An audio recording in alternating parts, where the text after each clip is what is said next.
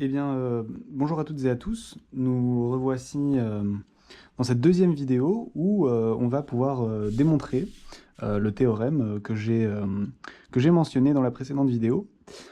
Donc voilà, pour rappel, ici il y a le critère qu'on a vu précédemment et ici bien l'énoncé de notre théorème qui dit que si on a une fonction qui est continue sur un pavé de R, puissance n, alors cette fonction est en fait intégrable, au sens de Riemann toujours. Il y a quelque chose avant de commencer sur lequel j'aimerais bien insister, parce que j'ai l'impression que je ne l'ai pas assez fait précédemment, enfin dans la vidéo précédente. Donc ici, dans les hypothèses, on a que notre fonction est bornée. Alors ça, bien sûr, c'est pour pouvoir parler des sommes de Darboux inférieures et supérieures, parce qu'il faut en fait que l'infimum et le suprémum des valeurs que prennent notre fonction soient un nombre réel.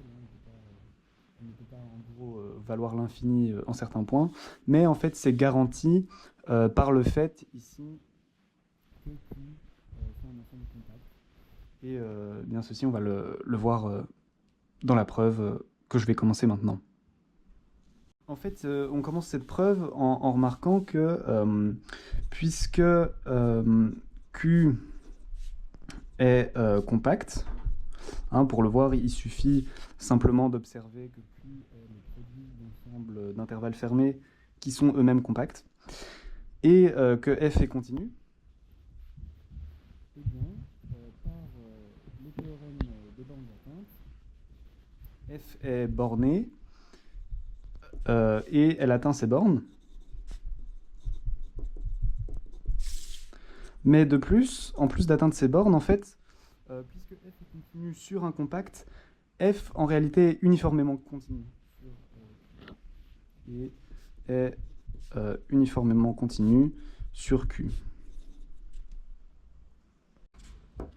Et donc, puisque F est uniformément continu sur Q, on n'a que pour tout x, y qui appartiennent à Q, si la norme de x moins y, donc la distance en fait entre x et y, est strictement inférieure à delta, alors bien la norme de f de x moins f de y est strictement inférieure à epsilon pour tout epsilon strictement positif et delta pareil strictement positif.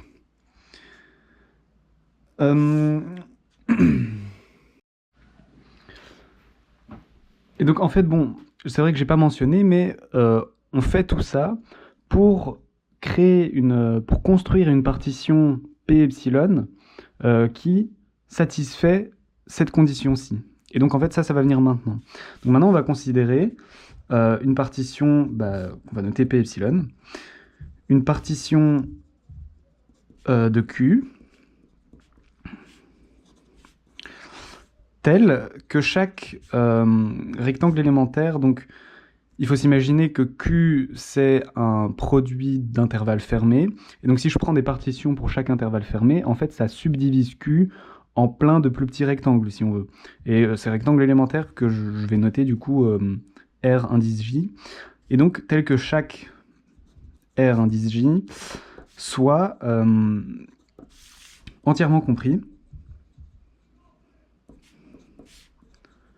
dans la boule ouverte, enfin dans une boule ouverte, de la boule ouverte de rayon delta sur 2.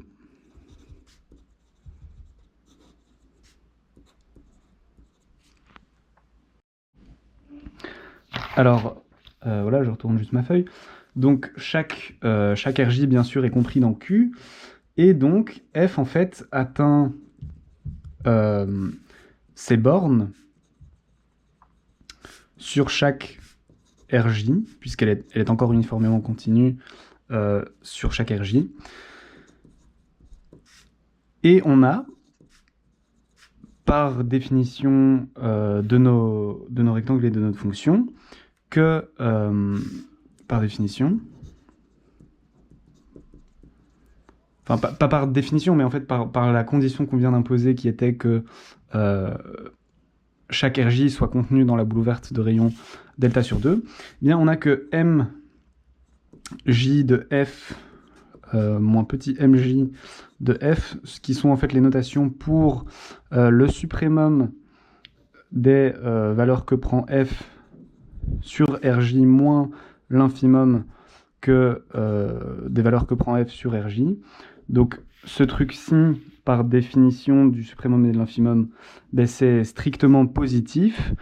Et en fait, vu que dans chaque rj, tous les points sont à une distance qui est strictement inférieure à delta, vu que le rayon de la boule ouverte est de delta demi, ben alors ce truc-là, en fait, on a cette condition-là, cette condition-ci, pardon, qui est remplie, qui est vérifiée.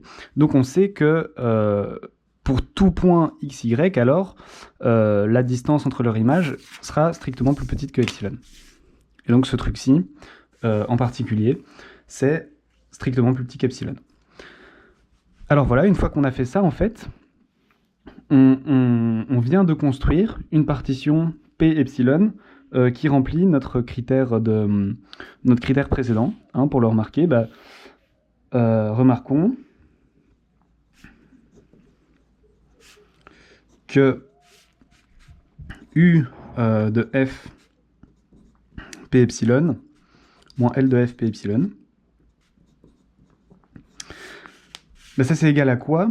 C'est égal à la somme sur J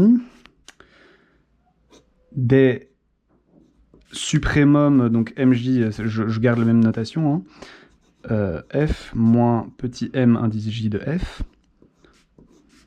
fois le volume de chaque rj, hein, ça c'est juste par définition des sommes de Darboux.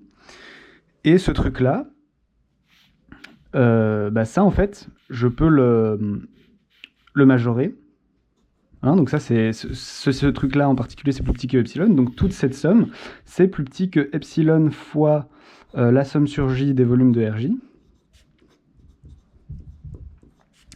Mais par la définition de notre partition, en fait, la somme sur J des volumes de Rj, mais ça, c'est juste le volume de Q. Donc en fait, ce truc-là, c'est epsilon fois volume de Q. Bon, voilà. Et donc là, en fait, on a fini. Alors oui, ici, on a dit que... donc vous remarquerez hein, que en fait, ce que je viens de montrer et cette condition-ci, c'est équivalent. Alors ici, on avait juste plus epsilon, mais en fait, si j'avais posé ici, bah, au lieu de epsilon, j'avais posé epsilon prime qui était égal bah, à epsilon sur volume de Q, bah, alors ici, ça se serait simplifié et finalement, on aurait juste eu epsilon.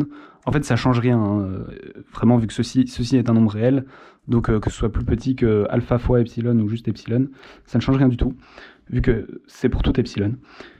Et donc, bah, en fait, on vient de construire une partition P epsilon.